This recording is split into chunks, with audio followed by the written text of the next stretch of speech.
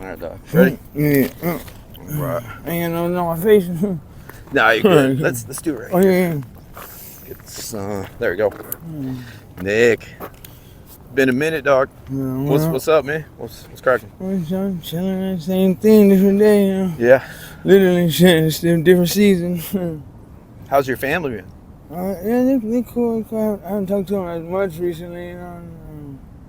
I ended up, I ended up in the hospital for like 6 days. I think I was telling you about, like, I had cellulitis on my leg and like a cut infection. That motherfucker got, that shit became septic, and that shit put me in the hospital for like a week.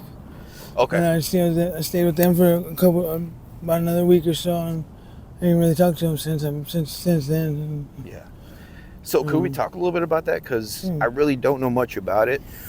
Was there any warning signs? Actually, what is septic? What does that mean? Septic is like you have, for whatever case, there's a bunch of different like blood infections you can get. Okay. That's when your actual blood is poisoned. Like your blood is like down your last step before, if you don't get help, like you're gonna kill, your body's killing yourself. You know what I mean?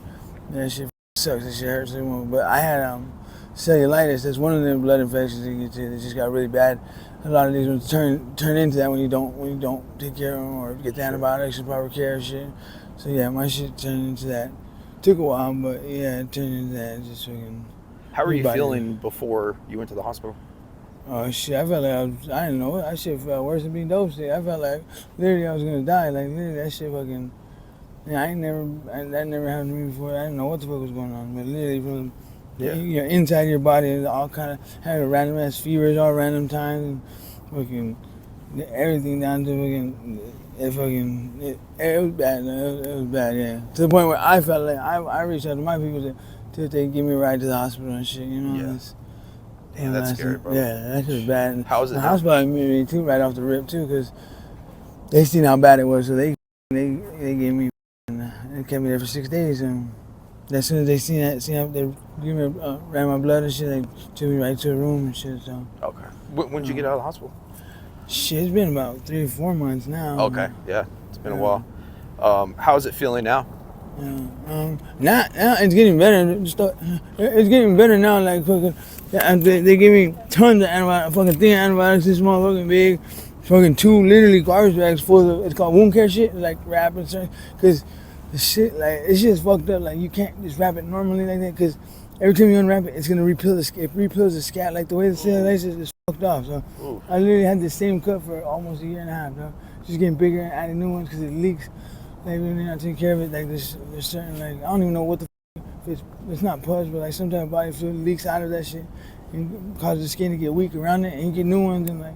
Yeah. It literally fucking itself. It makes sense because you're like ripping it off and it kind of never heals. Exactly. It's like ripping open a scab. Exactly. So, like, when you have to wrap it, you have to wet it first and then kind of peel slowly? Yeah, well, the wound care shit they gave me, like, one of the steps is they give you a couple bottles of the saline shit that you pour all over the bottom layer. Like, this when I wrap it, like, when the doctors wrap that shit, there's literally like 5 or 6 different layers of shit that you wrap it with. Wow, bro. Yeah, bro. But literally, just wrapping it just in that week, my shit, like, he'll better than I've seen my leg looking shit over a year and a half. And the medication, the meds that they give you, is that for the infection itself, or just for the wound? wound? Antibiotics. That's the only thing. Okay. It's a strong ass antibiotic. It's been working.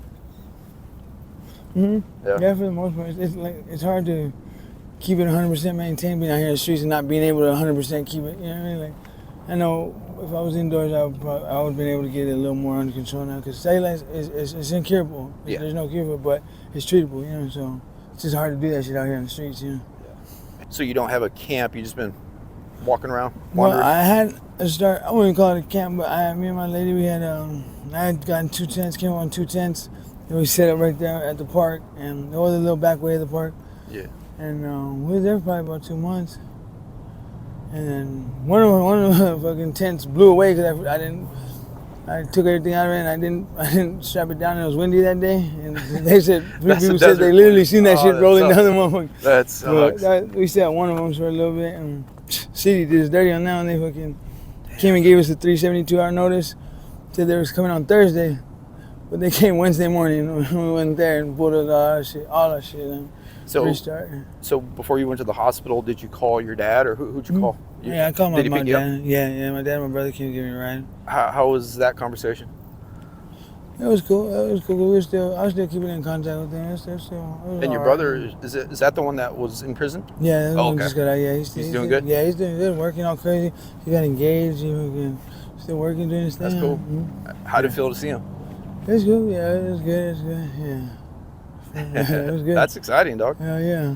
You know, it's just proof that it's possible. You know, before I went to rehab, I was getting tired. I was like, okay, I'm getting too old for this. Do you have any of that going through your head? Like, Oh yeah, it's getting close, kind of. It's been bad. It's been here and there. Yeah, I already feel like, every time I come up, I fucking relapse or I go on these little runs or whatever.